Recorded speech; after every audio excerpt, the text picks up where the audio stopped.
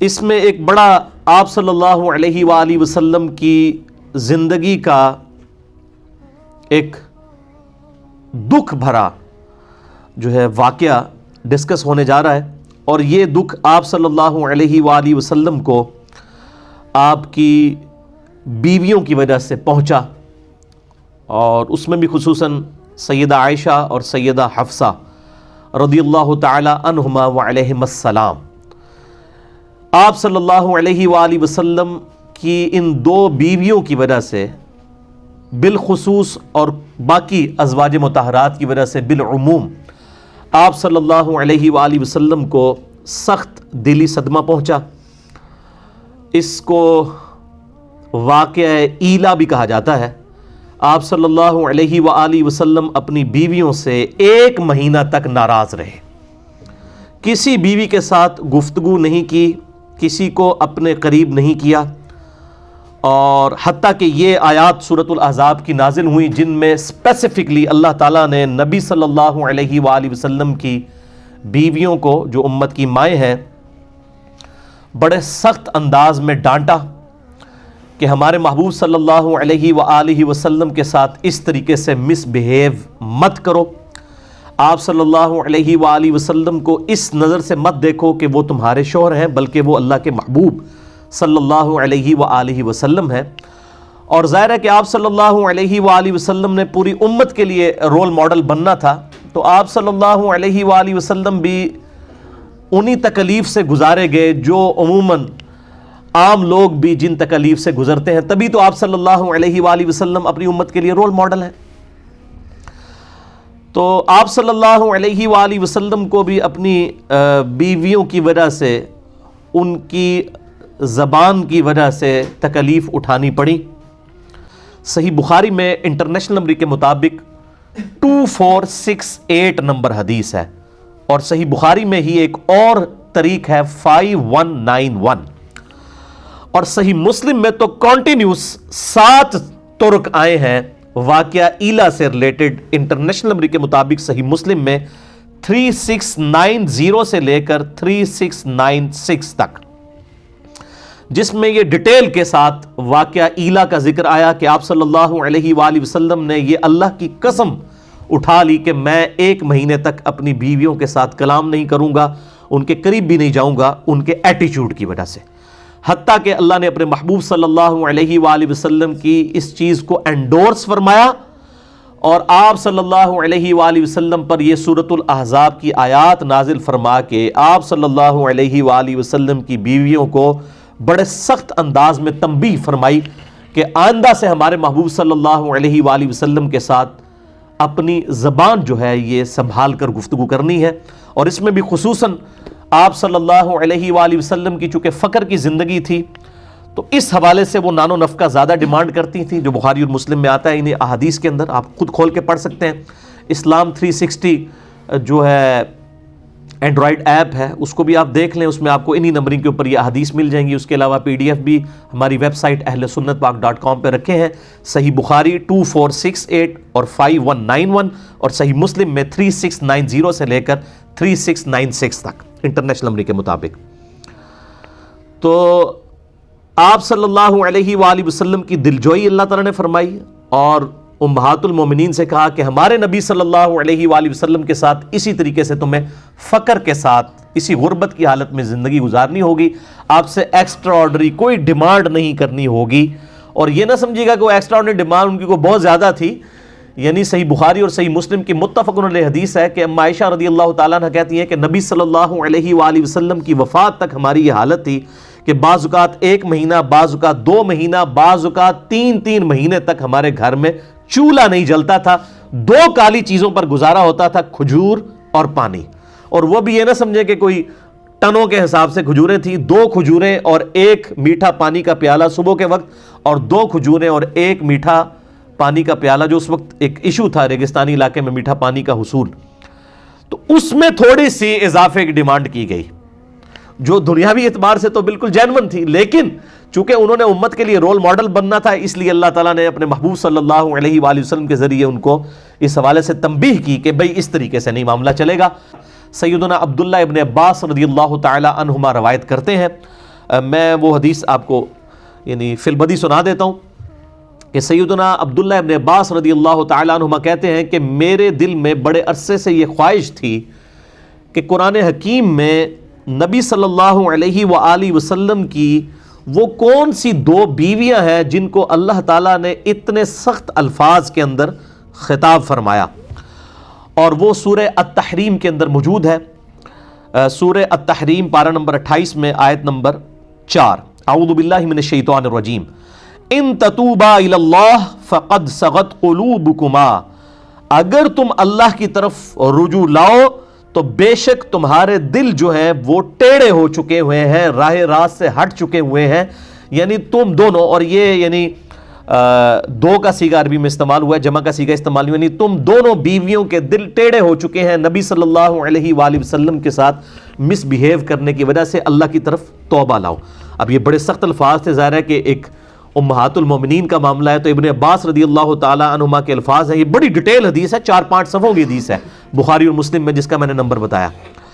وہ کہتے ہیں کہ میں بڑا جو ہے وہ ریلیکٹنٹ تھا کہ میں سیدنا عمر فاروق رضی اللہ تعالیٰ عنہما جو امیر المومنین تھے، میں ان سے یہ ڈسکس کروں یہ آخر کون سی دو بیویاں ہیں جن کے بارے میں اتنے سخت الفاظ آئے کہ تمہارے دل ٹیڑے ہو چکے ہیں، رائے راست سے ہٹ چکے ہیں، ایک طرف جھک چکے ہیں، تو میں آپ رضی اللہ تعالیٰ عنہ سے ان بیویوں کے بارے میں پوچھوں۔ تو وہ کہتے ہیں کہ ایک دفعہ حج کے موقع پر ہم راستے میں سفر میں تھے، تو میں نے سیدنا عمر فاروق رضی اللہ تعالیٰ عنہ وعلیہ السلام کو وضو کروایا، اور وہ رفع حاجت کے لیے پہلے چلے گئے، ان کے لیے میں پانی لے کر کھڑا ہوا، تو انہوں نے استنجا کیا، اس کے بعد وضو کیا، اور میں نے اس وقت ذرا ان کی یعنی ایک فرینڈلی ماحول دیکھتے ہوئے میں نے امیر المومنین سے عرض کی کہ یا امیر المومنین، میرے دل میں بڑے عرصے سے خواہش ہے کہ میں آپ رضی اللہ تعالیٰ عنہ سے نبی صلی اللہ علیہ وآلہ وسلم کی ان دو بیویوں کے بارے میں پوچھوں کہ وہ کون سی دو بیویاں ہیں جن کے بارے میں اتنے سخت الفاظ قرآن حکیم کے اندر آئے، سورہ التحریم کی آیت نمبر 4 میں بھی اور سورۃ الاحزاب میں آیت نمبر 28 کے اندر۔ وہ ہم بعد میں آیات پڑھیں گے تو آپ کو اندازہ ہوگا کہ کتنے سخت الفاظ اللہ تعالیٰ نے جو ہے اس حوالے سے نازل فرمائے۔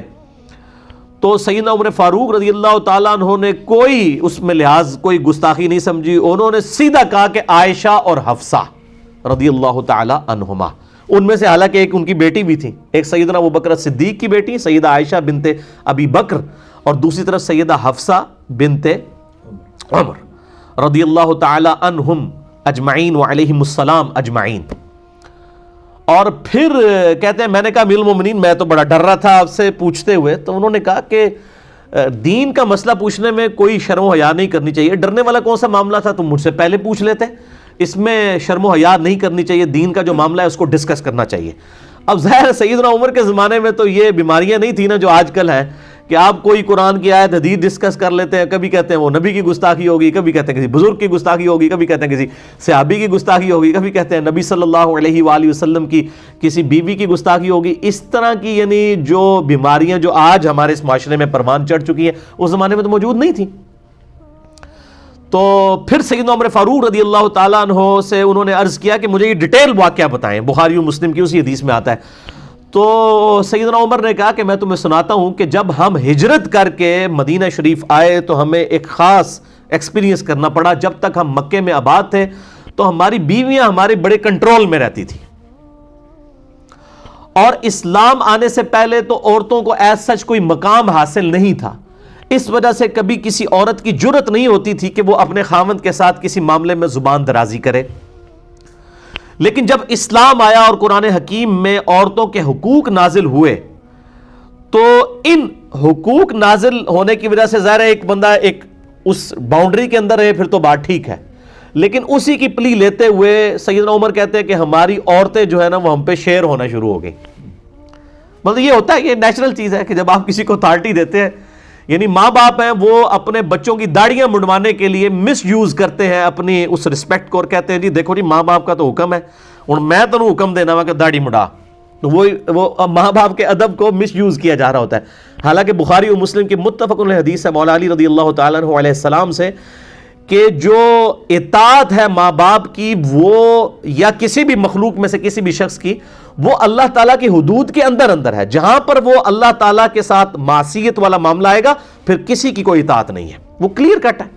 اور یہ کوئی راکٹ سائنس نہیں ہے. یہ جو حدیث ہے بخاری اور مسلم کی کہ تم میں سے کوئی شخص اس وقت تک مومن ہی نہیں ہو سکتا جب تک کہ میں اسے اس کے ماں باپ اولاد سب لوگوں سے بڑھ کر عزیز نہ ہو جاؤں. تو اس کا کیا مطلب ہے؟ صرف نعرے مارنا نہیں، مراد یہ کہ ماں باپ اولاد سب لوگ ایک طرف کھڑے ہوں، دوسری طرف نبی صلی اللہ علیہ وآلہ وسلم کا حکم ہو، آپ کی تابعداری ہو، تو اس کو ٹاپ پرائورٹی اللہ اور اس کے محبوب صلی اللہ علیہ وآلہ وسلم کی ذات ہونی چاہیے. تو سیدنا عمر کہتے ہیں کہ پھر ہماری بیویاں جو ہے وہ ہم پہ شیر ہونا شروع ہو گئی، حتیٰ کہ جب ہم ہجرت کر کے مدینہ آئے تو مدینہ میں جو انصار کی عورتیں ہیں وہ پہلے ہی اپنے خاوندوں کے اوپر غالب تھیں. پھر ہماری بیویوں نے بھی جب ان کو دیکھنا شروع کیا تو ان کو ہور، جنہوں کہتے ہیں نا پنجابی، اللہ شیری ہو گئی، اور وہ ہمارے ساتھ یہ معاملہ کرنا شروع ہو گئی. پھر سیدنا عمر کہتے ہیں کہ ایک دن ایسا ہوا کہ میری بیوی نے ایک مسئلے میں میرے ساتھ زبان درازی کی، تو میں نے اسے ڈانٹا کہ تیری کیا جرت ہے کہ تو میرے ساتھ اس لہجے میں بات کر رہی ہے. تو سیدنا عمر کی بیوی نے آگے سے کہا کہ اے عمر، جا کے تم اپنی بیٹی کی خبر لو حفصہ کی، جو رسول اللہ کے ساتھ اس سے بھی زیادہ سخت زبان میں بات کرتی ہے، اور نبی صلی اللہ علیہ وآلہ وسلم پورا دن غضبناک رہتے ہیں اور ناراض رہتے ہیں تمہاری بیٹی سے، جو اس طریقے سے گفتگو کرتی ہے رسول اللہ کے ساتھ صلی اللہ علیہ وآلہ وسلم. اب سیدنا عمر وہ میٹھے میٹھے مسلمان تو نہیں تھے نا، وہ تو بالکل سٹریٹ فارورڈ مسلمان تھے. انہوں نے کہا سیدھی تیسی، یہ کیسے ہو سکتا ہے؟ سیدنا عمر فاروق رضی اللہ تعالیٰ عنہ اسی ٹائم گھر سے نکلے اور اپنی بیٹی حفصہ کے پاس گئے اور کہا کہ میں نے تیرے بارے میں ایسی بات سنی ہے، کیا تو واقعی نبی صلی اللہ علیہ وآلہ وسلم کے ساتھ اس طریقے سے گفتگو کرتی ہے؟ انہوں نے کہا ہاں میں کرتی ہوں. دوسری روایت میں آتا ہے کہ انہوں نے پکڑ کے ان کا گلا دبانا شروع کر دیا اور مارنا شروع کر دیا. اور بخاری مسلم میں الفاظ آتے ہیں کہ جب سیدنا ابوبکر تک یہ بات پہنچے تو انہوں نے سیدہ عائشہ کا گلا دبایا اور ان کو مارا پیٹا ان کے گھر جا کے. حالانکہ ایک طرف امہات المومنین والا بھی رشتہ ہے، دوسری طرف بیٹی بھی ہیں، لیکن نبی صلی اللہ علیہ وآلہ وسلم کی حمیت میں سیدنا ابوبکر عمر رضی اللہ تعالی عنہما نے ان سے اوپر کسی کو نہیں جانا، آپ صلی اللہ علیہ وآلہ وسلم کی مبارک ذات سے. پھر سیدہ حفصہ کے ساتھ جب یہ معاملہ ہوا، پھر سیدنا عمر جو ہیں وہ سیدہ عائشہ کے پاس گئے، ان کو بھی جا کے ڈانٹا. سیدہ عائشہ نے کہا کہ جا کے اپنی بیٹی کی خبر لو، تم میرے پاس کس کیپیسٹی میں آئے ہو تم؟ تو پھر سیدہ ام سلمہ کے پاس چلے گئے جو امہات المومنین میں سے سینئر تھیں اور آخر میں فوت ہوئی ہیں 64 ہجری میں، واقعہ کربلا کے بھی 3 سال کے بعد. ام سلمہ کے پاس جب گئے تو سیدنا عمر فاروق رضی اللہ تعالی عنہ کو ام سلمہ نے کہا کہ بھئی تم کس کیپیسٹی میں نبی کی بیویوں کو جا کے گھر میں جا کے سمجھا رہے ہو؟ یہ تمہارا کام بنتا ہے. تو سیدنا عمر کہتے ہیں کہ ام سلمہ نے مجھے اتنا ڈانٹا اس معاملے میں کہ نبی صلی اللہ علیہ وسلم کے گھر کے معاملات میں تمہیں دخل دینے کی کیا ضرورت ہے، کہ مجھے اس چیز کا احساس ہوا کہ واقعی میں نے کوئی غلط کام کیا. پھر کہتے ہیں کہ میں اس کے بعد گھر آ گیا. گھر آیا تو کچھ ہی دیر کے بعد میرا ایک دوست میرے پاس آیا، اس نے دروازہ کھٹکھٹایا اور اس نے کہا کہ جی بہت بری خبر لے کے آیا ہوں. تو سیدنا عمر فاروق رضی اللہ تعالیٰ عنہ کہتے ہیں کہ ان دنوں ہمیں جو غسان کا بادشاہ تھا عیسائی، اس کی طرف سے حملے کا ڈر تھا مدینہ شریف پہ، تو میں سمجھا شاید غسانی بادشاہ جو ہے وہ اپنی فوجوں کے ساتھ حملہ آور ہو گیا. تو میں نے کہا کہ کیا وہ غسانی بادشاہ آ گیا؟ انہوں نے کہا نہیں نہیں، نبی صلی اللہ علیہ وآلہ وسلم نے اپنی بیویوں کو طلاق دے دی ہے. تو سیدنا عمر نے کہا ستیہ ناس ہو حفصہ کا، اور اس طریقے سے وہ تو بڑے غصے ہوئے. انہوں نے اتنے سخت لفظ استعمال کیے کہ مجھے تو پہلے ہی ڈر تھا کہ یہ جس طریقے سے نبی صلی اللہ علیہ وآلہ وسلم سے ضرورت سے زیادہ نان و نفقہ ڈیمانڈ کرتی ہیں اور آپ صلی اللہ علیہ وآلہ وسلم کے ساتھ زبان والا معاملہ کرتی ہیں، تو یہ تو بڑا سخت معاملہ ہو جائے گا. تو انہوں نے کہا میں تو مطلب حفصہ ہلاک ہو گئی. سیدنا عمر فاروق رضی اللہ تعالیٰ عنہ وہاں سے نکلے اور سیدہ حفصہ کے پاس پہنچے. وہاں پہ سیدنا ابوبکر صدیق بھی کھڑے ہوئے تھے اور لوگ زارو قطار اس معاملے میں پریشان تھے، رو رہے تھے، اور کہ بھئی نبی صلی اللہ علیہ وسلم اپنی بیویوں سے الگ ہو گئے. آپ صلی اللہ علیہ وسلم اپنے گھر کی جو اوپر والی چھت ہے اس کے اوپر جا کے بیٹھ گئے. اور سیدنا عمر فاروق رضی اللہ تعالی عنہ اسی طرق میں آتا ہے طریق میں صحیح مسلم کے کہ جا کے انہوں نے یعنی سیدہ حفصہ کو بھی مارا اور سیدنا ابوبکر صدیق نے جا کے سیدہ عائشہ کو مارا کہ تم نے اس طریقے سے حرکت کیوں کی ہے، اور پھر سیدنا عمر جو ہے اجازت لے کے نبی صلی اللہ علیہ وسلم کی خدمت میں حاضر ہوئے، سیڑھیاں چڑھ کے اوپر گئے اور انہوں نے جو گھر کا نقشہ کھینچا ہے، یقین کریں انسان کی آنکھوں میں آنسو آ جاتے ہیں۔ گھر میں کوئی بھی چیز نہیں سوائے ایک چمڑے کا تکیہ جس کے اندر کھجور کے جو ہے وہ پتے بھرے ہوئے ہیں، اور آپ صلی اللہ علیہ وسلم نے ایک تہمت پہنی ہوئی ہے، اوپر بھی کوئی چادر نہیں ہے، نہ کوئی قمیض ہے، اور ایک کھجور کی چھال کے اوپر آپ صلی اللہ علیہ وسلم لیٹے ہوئے ہیں، آپ کے جسم مبارک کے اوپر بھی جو ہے وہ اس کھجور کی چھال کے نشان ہیں۔ اور سیدنا عمر نے دیکھ کے رونا شروع کر دیا اور کہا یا رسول اللہ صلی اللہ علیہ وسلم، یہ دنیا کے بادشاہ جو ہیں کیسر و کسرا جو ہیں وہ اتنے بڑے مزے لوٹ رہے ہیں، اور آپ اللہ کے نبی ہو کے اس حالت میں۔ تو سیدنا عمر سے آپ صلی اللہ علیہ وسلم نے فرمایا کہ عمر، لگتا ہے کہ دنیا کی حقیقت تم پہ ابھی تک نہیں کھولی، کیا تم اس بات پر راضی نہیں ہو کہ کیسر و کسرا دنیا کے مزے لوٹیں اور ہم آخرت کی سعادت؟ بس یہ آخری حصہ ہی ہماری حدیث کی کتابوں میں لکھا جاتا ہے، یہ پوری حدیث اس طرح ہے بخاری اور مسلم کی۔ بہرحال پھر انہوں نے، سیدنا عمر کہتے ہیں کہ نبی صلی اللہ علیہ وآلہ وسلم انتہائی غمناک تھے، تو میں نے کوشش کی کہ میں کوئی ایسی بات کروں کہ آپ کو ہنساؤں۔ تو پھر کہتے ہیں کہ میں نے آپ صلی اللہ علیہ وآلہ وسلم سے وہ سارا قصہ بیان کیا، اور میں نے کہا یا رسول اللہ دیکھیں، جب تک ہم مکے کے اندر تھے ہماری بیویوں کی جرت نہیں ہوتی تھی کہ وہ ہمارے ساتھ زبان درازی کریں، جب ہم مدینے میں آئے ہیں اور یہاں پہ بھی انصار کی عورتوں کو دیکھ کے ہماری بیویاں بھی مطلب وہ اس طریقے سے زبان درازی کرنا شروع ہو گئی ہیں، اور یہ نبی صلی اللہ علیہ وسلم یہ جب باتیں سنی تو آپ صلی اللہ علیہ وسلم ہلکے سے مسکرائے، یعنی ان کی ان باتوں کی وجہ سے کہ بھئی یہ تو ریئلٹی بیان کر رہا ہے، ایسا ہی ہوا ہے۔ اور پھر اسی طریقے سے پھر انہوں نے بتایا کہ میں نے تو اس طرح کیا حفصہ کے ساتھ، اور پھر میں جو وہ ام سلمہ کے پاس گیا تو ام سلمہ نے مجھے کہا کہ تجھے کیا ضرورت تھی نبی کے گھر میں دخل دینے کی؟ تو پھر سیدنا عمر کہتے ہیں کہ مجھے بڑی شرمندگی ہوئی، تو اس بات پہ بھی نبی صلی اللہ علیہ وآلہ وسلم بڑے مسکرائے کہ شرمندگی اس بات پہ بھی کہ میں نے اپنی بیٹی کو کیوں مارا جا کے، یعنی نبی صلی اللہ علیہ وسلم اس بات پہ مسکرائے کہ یعنی نبی صلی اللہ علیہ وسلم کی مبارک یعنی عزت کا اس قدر سیدنا عمر کو خیال ہے کہ انہوں نے اپنی بیٹی کو مارا، اور پھر مارنے کے بعد، حالانکہ مارنا باپ اپنی بیٹی کو مار رہا تھا، لیکن اس کے بعد ان کو اس چیز کا احساس ہوا کہ مجھے یہ کام نہیں کرنا چاہیے تھا۔ نبی صلی اللہ علیہ وآلہ وسلم نے بعض معاملات کے اندر جو ہے وہ مطلب مسکراہٹ کا اظہار فرمایا اور ساتھ ساتھ اپنا سر مبارک بھی ہلایا۔ پھر یہ ساری تمہید بنا کے نبی صلی اللہ علیہ وآلہ وسلم سے سیدنا عمر نے پوچھا یا رسول اللہ صلی اللہ علیہ وآلہ وسلم، کیا آپ نے اپنی بیویوں کو طلاق دے دی ہے؟ تو آپ صلی اللہ علیہ وآلہ وسلم نے فرمایا کہ میں نے طلاق نہیں دی ہے، میں نے ان سے علیحدگی اختیار کر لی ہے 1 مہینے کے لیے، اور وہ 1 مہینے تک کے لیے پھر آپ صلی اللہ علیہ وآلہ وسلم نے علیحدگی اختیار کی، حتیٰ کہ پھر سورۃ الاحزاب کی یہ آیت نمبر 28 اور 29 نازل ہوئیں،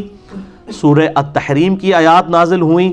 جن کے اندر کیٹاگوریکل مینشن کر دیا گیا کہ اگر ہمارے محبوب صلی اللہ علیہ وآلہ وسلم کے ساتھ تم رہنا چاہتی ہو تو یہ بات یاد رکھو کہ اسی طریقے سے فقر کی زندگی گزارنی ہوگی،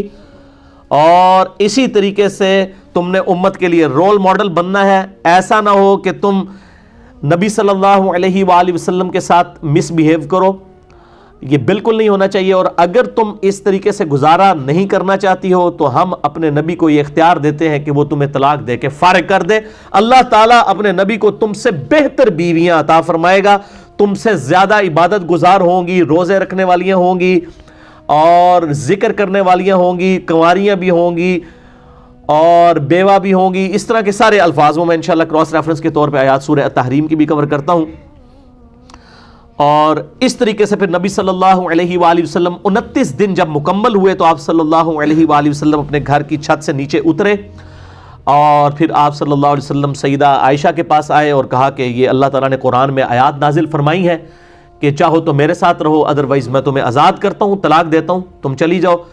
تو سیدہ عائشہ نے کہا کہ میرے ماں باپ آپ پہ قربان، یہ کیسے ہو سکتا ہے کہ میں آپ کے مقابلے پر دنیا کو اختیار کروں؟ میں اللہ، اس کا رسول اور آخرت کا گھر چاہتی ہوں۔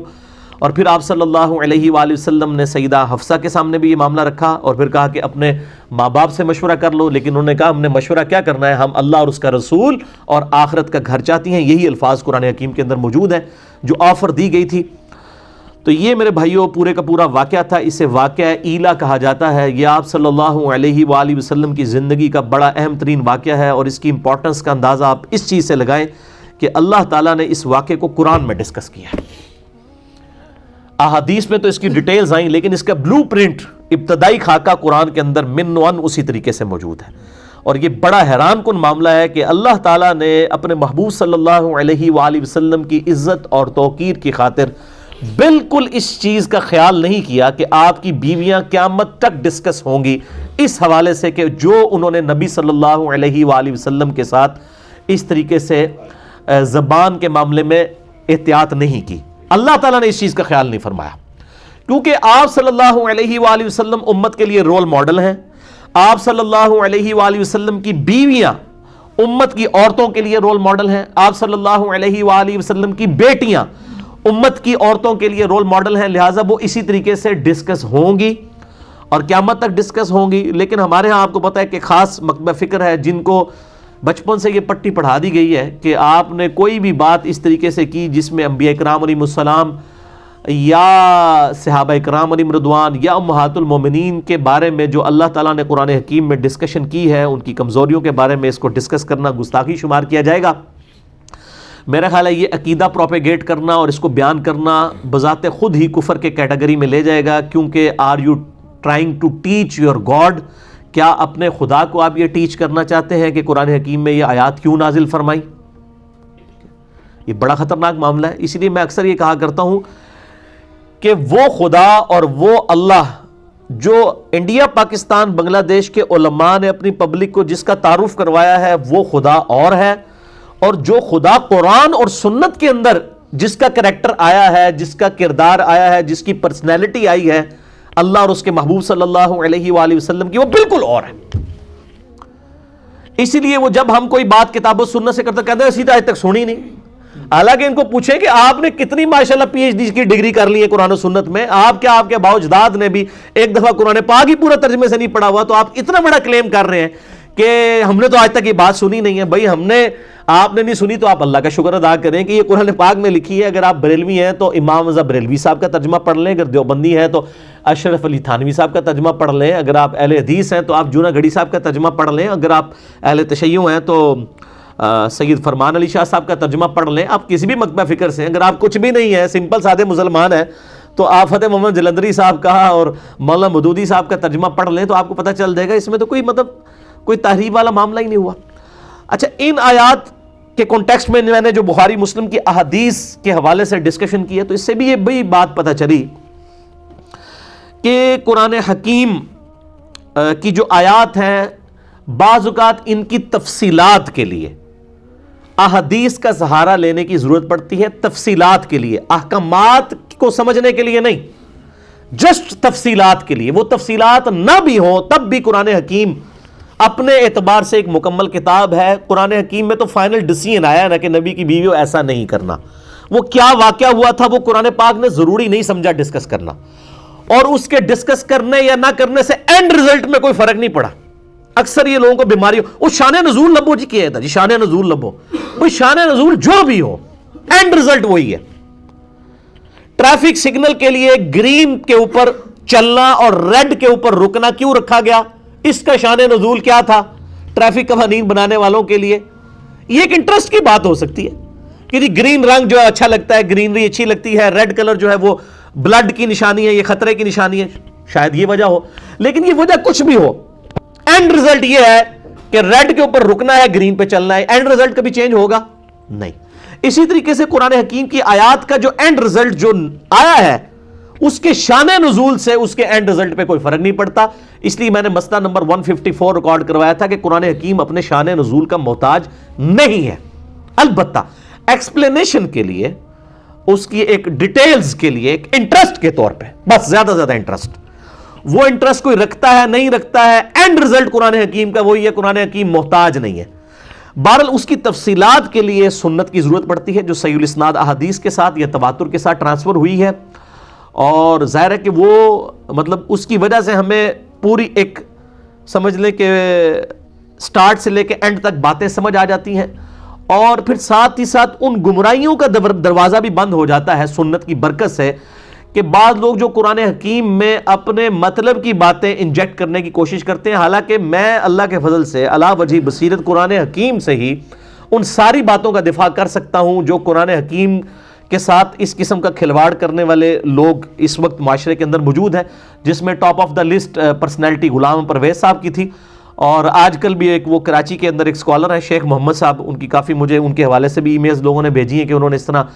جو ہے وہ دیوبند کے ایک مفتی کے ساتھ جو ہے وہ ڈیبیٹ کی. وہ 3 گھنٹے کی ڈیبیٹ میں نے کم از کم 2 دفعہ تو دیکھی ہے ڈیٹیل کے ساتھ. مفتی عبد الباقی صاحب بنوریا ٹاؤن والے. مجھ سے لوگ پوچھتے ہیں کہ جی آپ بتائیں آپ کا کیا اوپینین ہے. بھائی میں تو ایک 1 ایجنڈا پیش کرتا ہوں، میرے نزدیک دونوں ہی غلط ٹریک کے اوپر ہیں. جو ڈیفینڈ کر رہے ہیں وہ بھی ٹریک سے ہٹے ہوئے ہیں، جو اپنا مقدمہ پیش کر رہے ہیں وہ بھی ٹریک سے ہٹے ہوئے ہیں. باقی رہا ان کے اوپر لیکچرز ریکارڈ کروانا اور ایک ایک چیز کو ڈسکس کرنا، تو سب سے پہلے تو وہ علماء جو مطلب آگے تعارف کرواتے ہیں کہ ہم نے جی PhD کی ہے، اتنا عرصہ ہم نے قرآن پہ لگایا ہے،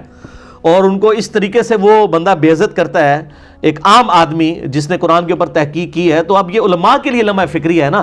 کہ وہ کیوں بے عزت ہو رہے ہیں ان لوگوں کے ہاتھوں. تو یہ علماء خود جواب دیں نا. تو ہارڈلی اس کے 3000 کے قریب سبسکرائبرز ہیں. اس ویڈیو کو خیر کوئی 3 لاکھ کے قریب لوگ دیکھ چکے ہیں. ادروائز تو ایز سچ یہ 92 سے لیکچرز دے رہے ہیں شیخ محمد صاحب. ایز سچ ان کو اس طریقے سے پذیرائی حاصل نہیں ہوئی ہے. ظاہر ہے کہ وہ ایک مین سٹریم کی لائن سے ہٹے ہوئے ہیں. باقی جو ان کی پازیٹیو چیزیں ہیں میں اس کو انڈورس کرتا ہوں. لیکن مجھ سے لوگ کہہ رہے تھے تو میں ابھی مجھے اچانک اس کے حوالے سے یاد آ گیا. تو ضرورت نہیں ہے سچ اس اعتبار سے ڈیٹیل کے ساتھ چیزیں ریکارڈ کروانے کی. کئی چیزیں بالکل واضح ہوتی ہیں، وہ پتہ چل جاتی ہیں. باقی انشاءاللہ تعالی ہمارے لیکچر خود بخود جواب بن جاتے ہیں ان چیزوں کے، کہ چیزوں کو کنٹیکسٹ کے ساتھ بسا اوقات تفصیلات کے لیے. میں بار بار کہوں گا میں قرآن حکیم کو کسی حدیث کا محتاج نہیں سمجھتا ہوں as far as rules of Quran حکیم آر کنسرنڈ. اور میں اس چیز کو قرآن حکیم کی جو ہے توہین سمجھتا ہوں کہ اگر کوئی شخص کہے کہ قرآن جو ہے وہ سمجھنے کے لیے احادیث کا محتاج ہے. Not at all. تفصیلات کے لیے ایک انٹرسٹ کے طور پہ ضرور ہے. باقی قرآن حکیم میں جو رولز آئے ہیں من و عن اسی طریقے سے وہ قبول کیے جائیں گے. باقی یہ کہنا قرآن حکیم میں نماز کا طریقہ نہیں آیا، تو میرے بھائی قرآن حکیم کا ٹاپک یہ نہیں ہے نا. قرآن حکیم کا ٹاپک عقائد ہے، تو اس میں ظاہر نماز کا طریقہ تو نہیں ہوگا. ہاں رکوع کا سجود کا ذکر ہے، لیکن پورے کا پورا بلو پرنٹ تو نہیں ہوگا. وہ تو نماز کا پورا طریقہ تو کسی ایک حدیث کی کتاب میں بھی نہیں آیا. ہمیں درجنوں احادیث کی کتابوں کو جمع کر کے میں نے ریسرچ پیپر نمبر 8 لکھا ہے مکمل نماز محمدی صلی اللہ علیہ وآلہ وسلم. 140 صحیح الاسناد احادیث کی روشنی میں صرف 4 صفحوں کے اوپر میں نے ان کو سمویا ہے. تو ظاہر ہے اس میں کم از کم 10-12 اہل سنت کی مین سٹریم کی کتابیں، بخاری، مسلم، ابو داؤد، ترمذی، نسائی، ابن ماجہ، الموطا امام مالک، المستدرک للحاکم اور مسند احمد، ان سب کو کمبائنڈ کر کے ایک پورے کا پورا ایک سٹرکچر پیش کی گئی ہے نا. تو اس اعتبار سے یہ بات نہیں کرنی چاہیے. مسئلہ نمبر 154 میرا ایک بڑا زندگی کا اہم ترین لیکچر ہے، جس میں نے بتایا کہ قرآن حکیم شان نزول کا محتاج نہیں ہے. اور باقی اسی طریقے سے بعض لوگ یہ بھی کہتے ہیں کہ جناب یہ جو آیات ہیں یہ تو کافروں کے بارے میں نازل ہوئی ہیں، ان کو مسلمانوں کے اوپر نہیں آپ تھوپ سکتے، یہ مسلمانوں کے بارے میں نازل ہوئی ہیں. یہ جو دھوکے دیے ہوئے ہیں نا، ان کا بھی میں نے پورے کا پورا رد جو ہے مسئلہ نمبر 154 میں کیا ہے. جسے شوق ہو تو وہ ضرور دیکھیں. اب یہ آپ دیکھ لیں تقریباً 35 منٹ کی مجھے صرف تمہید بنانی پڑی ہے ان آیات کو کور کرنے کے لیے. تو میں نے تو 48 نمبر آیت تک پہنچنا تھا، لیکن اب بمشکل یہی آیات ہی کور ہوں گی کراس ریفرنس کے طور پہ. جو باقی آیات ہیں وہ بھی انشاءاللہ ہم ڈسکس کریں گے. بہرحال سیدنا عمر فاروق رضی اللہ تعالیٰ عنہ نے نبی صلی اللہ علیہ وآلہ وسلم کو اس واقعے میں یہ بھی بات آتی ہے کہ تسلی دی، اور واقعہ ایلا کے موقع پر کہا یا رسول اللہ صلی اللہ علیہ وآلہ وسلم آپ کی بیویاں اگر آپ کے خلاف یوں جتھا بنا کے اکٹھی ہو گئی ہیں تو آپ ان کو چھوڑ دیجئے، طلاق دے دیجئے. آپ کے لیے اللہ اور اس کا رسول اور اس کے فرشتے اور جبرائیل اور ابو بکر اور عمر ہی کافی ہیں. یہ سیدنا عمر کے الفاظ تھے. اور قرآن حکیم میں من و عن اسی طریقے کی آیت بھی نازل ہو گئی سورہ التحریم کے اندر. پہلے وہ آیت پڑھتے ہیں، اس کے بعد ہم سورۃ الاحزاب کی آیت نمبر 28 سے آنورڈ کور کرتے ہیں. سورہ التحریم نکال لیں، پارہ نمبر 28 کی آخری سورت ہے. آپ کا جو بلو والا قرآن حکیم ہے اس میں پیج نمبر ہے 561 آیت نمبر 4. اعوذ باللہ من الشیطان الرجیم، بسم اللہ الرحمن الرحیم. ان تتوبا الی اللہ، اگر تم دونوں نبی صلی اللہ علیہ وآلہ وسلم کی بیویاں، یہ پیچھے کانٹیکسٹ چل رہا ہے سورہ التحریم میں، وہ مسئلہ نمبر 105 آپ جنید جمشید کے دفاع پہ جو میں نے دیا تھا وہ آپ دیکھ لیں. اگر تم دونوں اللہ کی طرف توبہ لاؤ، ان تتوبا الی اللہ فقد صغت قلوبکما، تو بے شک تمہارے دل تو ایک طرف جھک چکے ہیں، ٹیڑے ہو چکے ہیں. تم نبی صلی اللہ علیہ وآلہ وسلم کے معاملے میں ایک خاص راستے سے ہٹ چکی ہو. وَإِن تَظَاهَرَ عَلَيْهِ، اور اگر تم نے نبی صلی اللہ علیہ وآلہ وسلم کی بیویوں نے نبی صلی اللہ علیہ وآلہ وسلم کے خلاف کوئی جتھا بنا لیا تو یاد رکھو فَإِنَّ اللَّهَ هُوَ مَوْلَاهُ، تو اللہ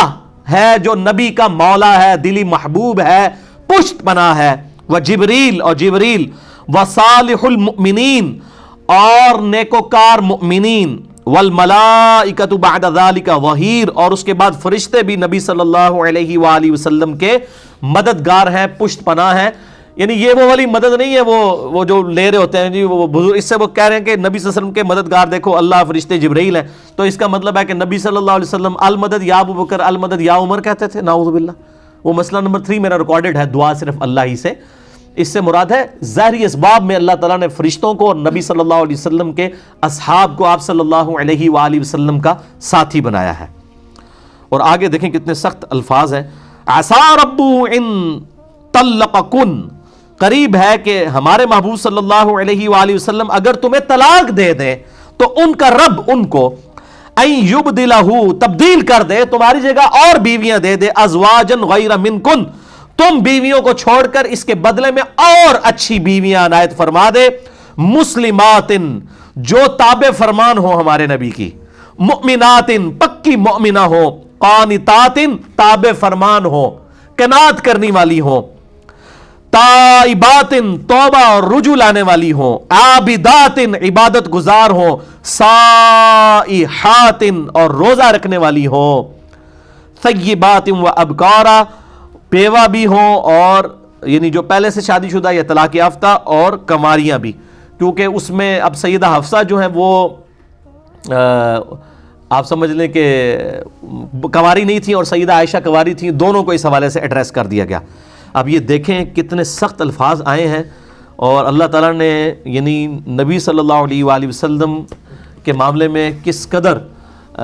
غیرت والا معاملہ، جس کہ اللہ تعالیٰ نبی صلی اللہ علیہ وسلم فرماتے ہیں، بخاری مسلم کی حدیث ہے کہ اللہ تعالیٰ سب سے بڑھ کر غیرت مند ہے، اور آپ دیکھ لیں اللہ تعالیٰ نے اس معاملے میں کوئی